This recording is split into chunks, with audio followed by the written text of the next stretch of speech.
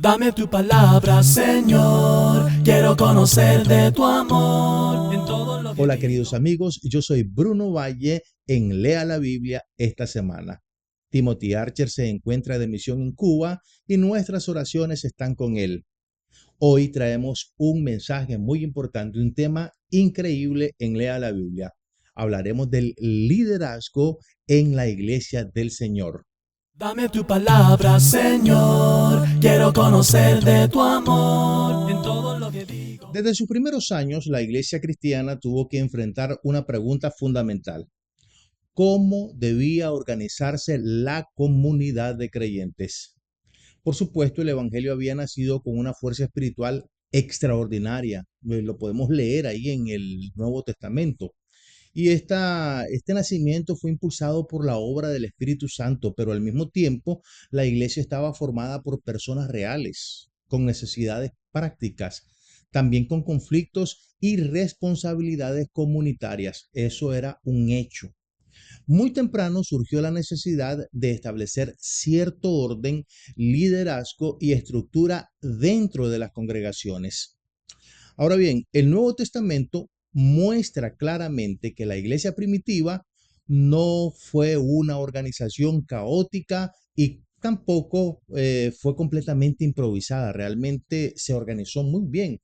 Aunque dependía profundamente de la dirección del Espíritu Santo, también desarrolló formas de liderazgo y servicio que ayudaban a preservar la unidad, la sana doctrina y el cuidado pastoral del pueblo de Dios. Es importante entender primero que el concepto cristiano de autoridad era muy diferente al modelo dominante del mundo romano.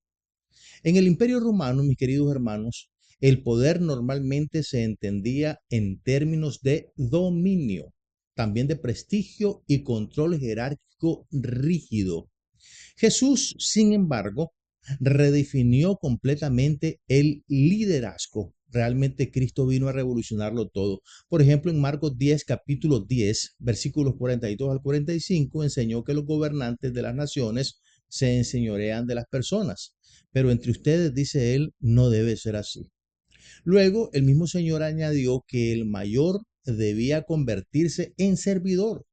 Esta enseñanza transformó profundamente la visión cristiana de autoridad. El liderazgo dentro de la iglesia no debía funcionar como un sistema de opresión o exaltación personal, sino como servicio humilde bajo el señorío de Cristo.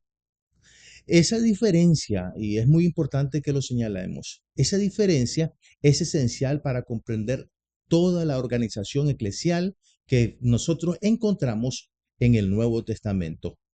La iglesia primitiva reconocía que Cristo era la máxima autoridad sobre su pueblo. Ahora, Pablo presenta repetidamente a Jesús como la cabeza de la iglesia. Eso lo dice Pablo claramente. Esto significa que toda autoridad humana dentro de la comunidad cristiana es derivada y subordinada. Escúchelo bien, derivada y subordinada. Cualquier líder en la iglesia. Ningún líder ocupa el lugar de Cristo. Los apóstoles mismos entendían que eran siervos y también administradores del evangelio. No eran dueños de la iglesia. Esta convicción protegía a la comunidad contra el autoritarismo absoluto, algo que lamentablemente se ve muy frecuentemente en nuestros días en las iglesias.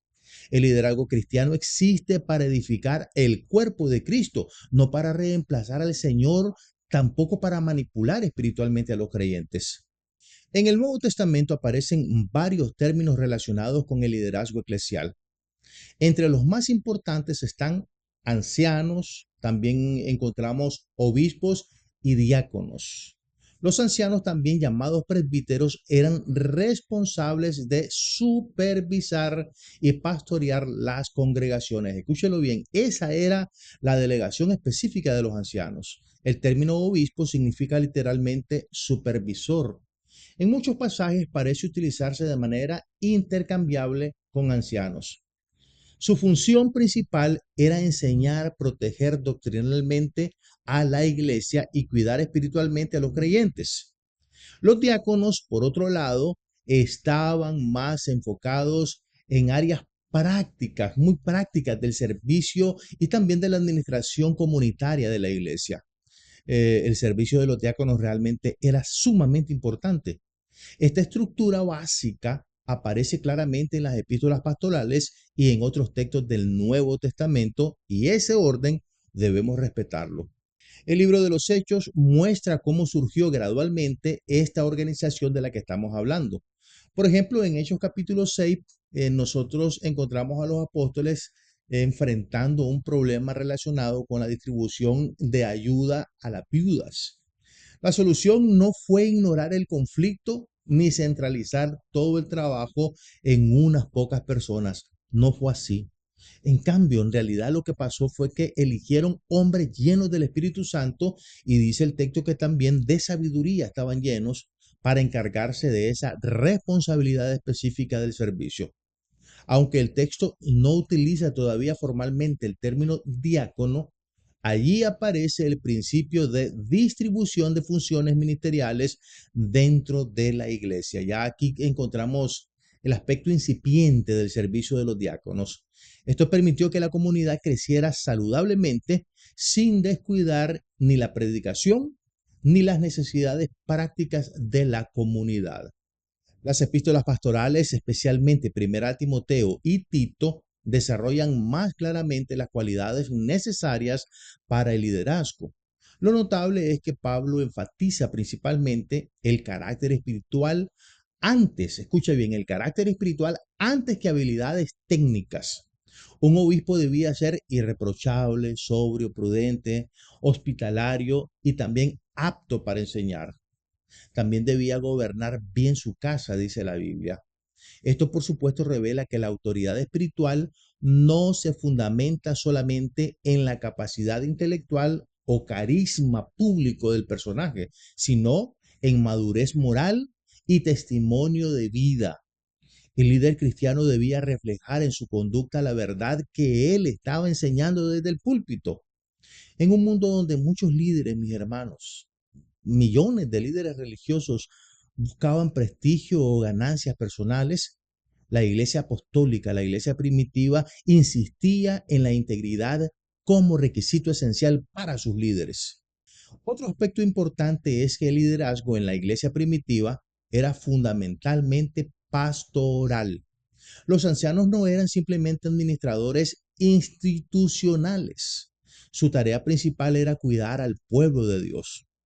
Pedro, por ejemplo, exhorta a los líderes diciendo lo siguiente: cuiden como pastores el rebaño de Dios. Lo dice en Primera de Pedro capítulo 5, versículo 2. La imagen del pastor refleja cercanía, protección y también responsabilidad espiritual. Los líderes debían enseñar, corregir, animar y también acompañar a los creyentes. El liderazgo cristiano auténtico implica servicio sacrificial, no simplemente ejercicio de autoridad formal, no es solamente mandar. Sin embargo, el Nuevo Testamento también reconoce la necesidad de orden y también de disciplina dentro de la iglesia. La comunidad cristiana no podía sobrevivir saludablemente sin cierta estructura. La estructura siempre ha sido importante en todo grupo. Pablo insiste repetidamente en que todo debe hacerse decentemente y también con orden, dijo en 1 Corintios 14:40. Esto era especialmente importante porque, vamos a decirlo claramente, las primeras iglesias estaban creciendo rápidamente en ambientes culturalmente diversos y muchas veces hostiles al evangelio. Sin organización mínima, fácilmente podían surgir divisiones, falsas doctrinas y también desorden comunitario. Aunque no lo creamos, pero ya se muestran esos vestigios de desorden en el Nuevo Testamento y en la iglesia primitiva. El orden eclesial no existía para apagar la obra del Espíritu, sino para proteger la salud espiritual de la congregación. La relación entre autoridad y humildad aparece constantemente en las enseñanzas apostólicas. Jesús mismo lavó los pies de sus discípulos como ejemplo del verdadero liderazgo espiritual que se debe ejercer en la iglesia. Pablo describe su ministerio en términos de servicio y también de sacrificio. Pedro, el apóstol, advierte a los ancianos que no deben enseñorearse de los creyentes, sino ser ejemplos del rebaño. Esto significa que la jerarquía cristiana nunca debe entenderse desde categorías puramente mundanas de poder. Definitivamente no. Cristo vino a revolucionar la forma de hacer liderazgo en la iglesia. Aunque existen responsabilidades y funciones diferentes, todos los creyentes siguen siendo hermanos bajo el señorío de Cristo. También es importante observar que la iglesia primitiva funcionaba tanto con liderazgo local como con reconocimiento de autoridad apostólica, y esto no lo podemos negar. Hay independencia entre las congregaciones, pero en ese tiempo también había respeto por los apóstoles. Los apóstoles poseían una autoridad única que estaba relacionada con el fundamento doctrinal de la iglesia. Sin embargo, conforme el cristianismo se expandía, las congregaciones locales necesitaban ancianos y también supervisores que cuidaran regularmente de la comunidad. Tito fue dejado en Creta para nombrar ancianos en cada ciudad, dice allí la epístola a Tito. Timoteo debía supervisar doctrinalmente la iglesia en Éfeso. Esto, por supuesto, demuestra un equilibrio entre liderazgo local y fidelidad al evangelio apostólico. La disciplina eclesial también formaba parte del orden cristiano. Cuando surgían falsos maestros o conductas destructivas, los líderes tenían la responsabilidad de corregir y proteger a la comunidad. Esto no debía hacerse con arrogancia y tampoco debía hacerse con dureza innecesaria, sino buscando restauración espiritual de las personas que fallaban. El objetivo de la disciplina nunca era humillar, sino preservar la santidad y unidad de la iglesia. Pablo, mis queridos hermanos, entendía que el liderazgo verdadero implica tanto compasión como responsabilidad doctrinal y también moral.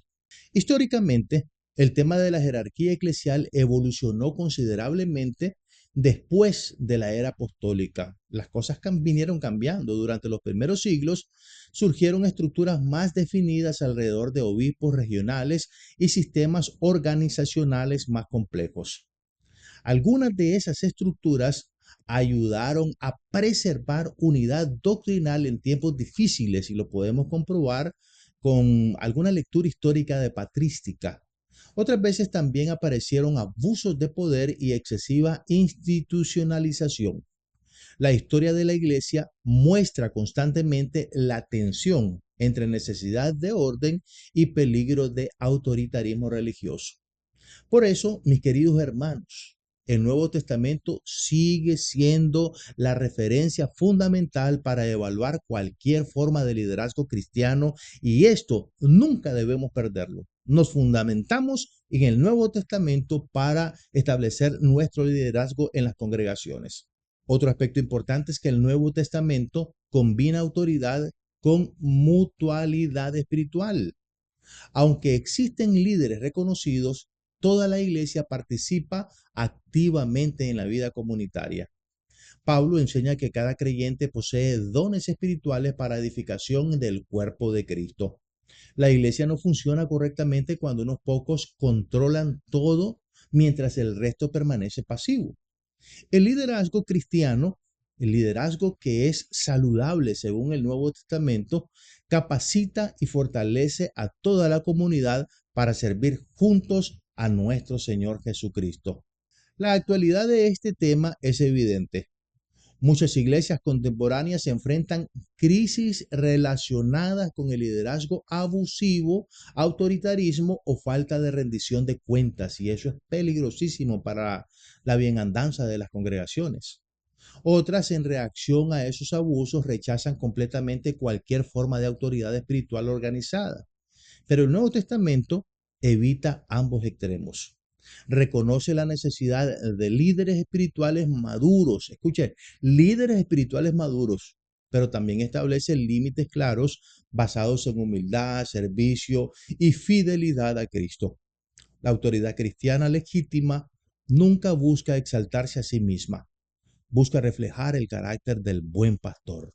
Finalmente, mis queridos hermanos, El orden y la jerarquía en la iglesia solo tienen sentido cuando sirven al propósito central del Evangelio. La estructura no es un fin en sí mismo. La iglesia existe para glorificar a Cristo nuestro Señor, proclamar el Evangelio y también para edificar espiritualmente al pueblo de Dios. Hermanos, cuando el liderazgo pierde ese enfoque, y escúchelo bien, cuando el liderazgo pierde ese enfoque, fácilmente degenera en poder humano vacío. Pero cuando permanece centrado en Cristo, el orden eclesial se convierte en instrumento de cuidado, unidad y de crecimiento espiritual. Esa es precisamente la visión apostólica. Una comunidad organizada bajo el señorío de Jesús, donde los líderes sirven humildemente a nuestro Señor Jesucristo y todos en la iglesia participamos para la bienandanza de la comunidad. Quiero animarle, amigo mío, a tomar unos momentos cada día para leer la Biblia y meditar sobre lo que lee. Para ayudarle en sus estudios, nosotros podemos facilitarle sin costo ni obligación un estudio guiado sobre la Biblia que le ayudará a entender lo que lee. Nuestros oyentes de Cuba pueden hacer su pedido a la siguiente dirección: Lea la Biblia, apartado 2662, Matanzas, código postal 40100. Invitamos a los oyentes de otros países a que nos contacten por WhatsApp en el número 505-7526-8121 o por correo electrónico radio@lealabiblia.com. También puede buscarnos en Facebook en Lea la Biblia Radio. Yo soy Bruno Valle. Este ha sido el programa Lea la Biblia. Hasta la próxima.